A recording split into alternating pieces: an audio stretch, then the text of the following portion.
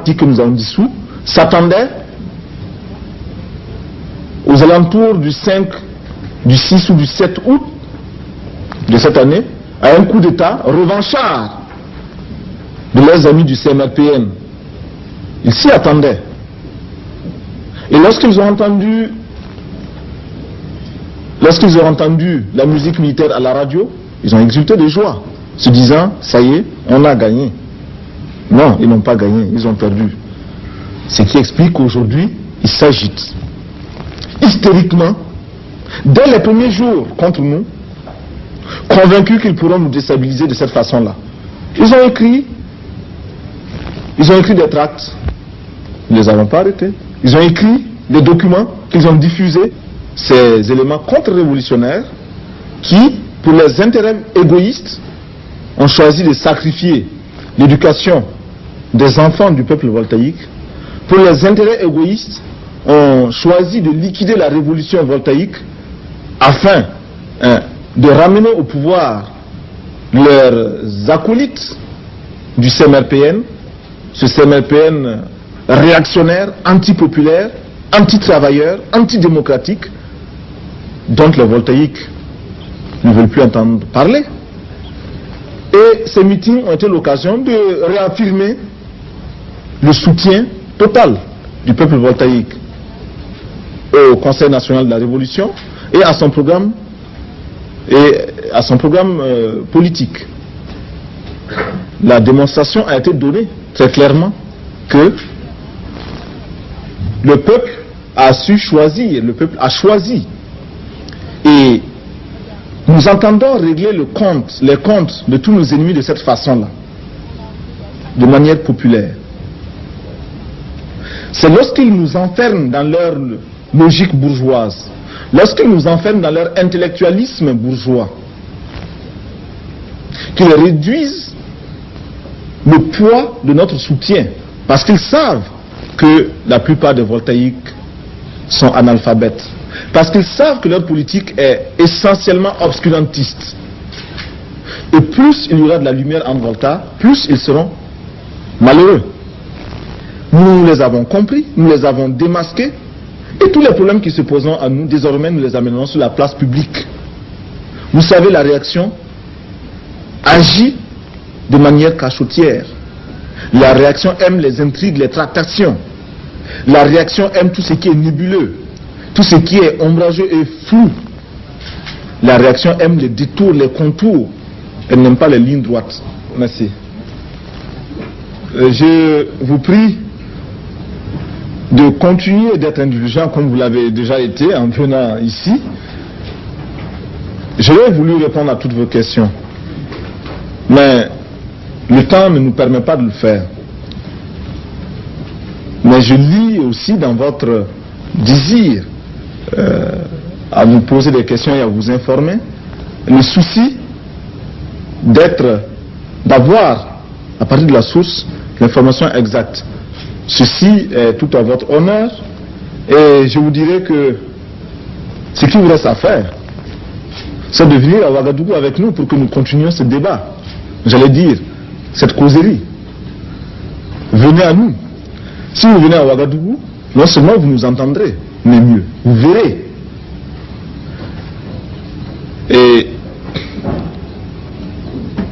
nous devons dire comme conclusion partielle, car en fait on ne conclut jamais les débats sur l'avenir d'un peuple.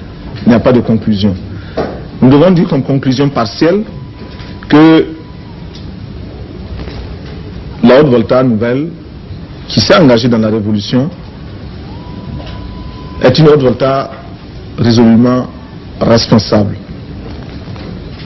qui choque peut-être, en ce sens qu'il y a là un langage nouveau, qui choque peut-être en ce sens que la machine est quelque peu dérangée.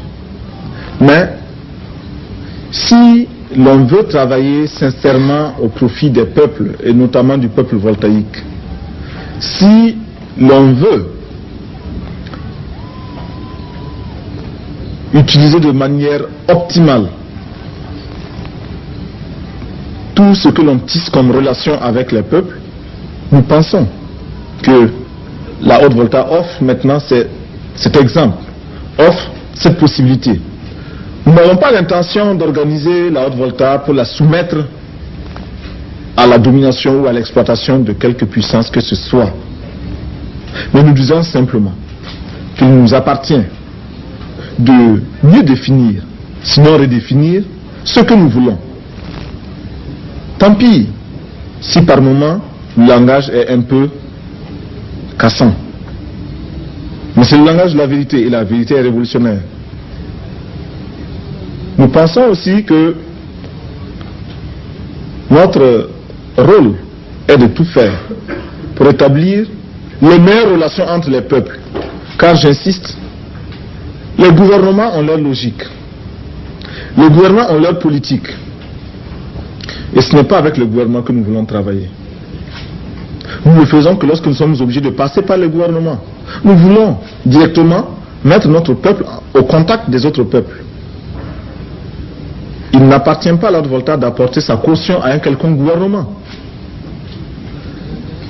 Et nous sommes certains que ceux qui aiment leur peuple aiment les autres peuples.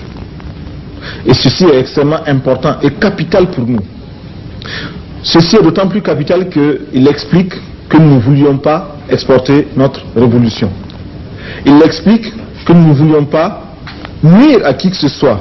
Il explique aussi pourquoi nous entendons avoir les meilleures relations, non seulement avec nos voisins, mais avec tous les autres peuples. Et nous disons que réellement, ceux qui s'opposent à notre peuple s'opposent à leur propre peuple. Il n'y a qu'à bien regarder et l'on s'apercevra que l'impérialisme tentaculaire qui tente de continuer son action ventouse sur la Haute-Volta, cet impérialisme-là fait déjà du tort dans la zone géographique où il évolue.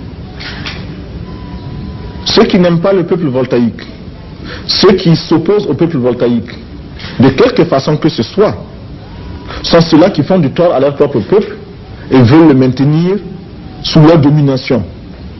Domination évoluée ou domination primaire, mais domination quand même. Les peuples du monde entier ont le même combat à livrer pour la justice sociale, pour la liberté, pour la démocratie. Et s'il y a bien un message que nous souhaitons faire passer ici en France, avant de quitter Paris, c'est bien celui-là. Le peuple français peut trouver en nous, peuple voltaïque, un peuple ami, un peuple qui combat les mêmes ennemis que lui. Parce que ceux qui sont exploités en France sont les mêmes qui sont exploités en Haute-Volta. Et ceux qui souhaitent se libérer de toutes les formes de domination en Haute-Volta existent également en France. Mais pour vous journalistes, je vous inviterai à beaucoup plus de circonspection, à beaucoup plus de détermination pour rechercher cette information à la base et pour éviter aussi les clichés.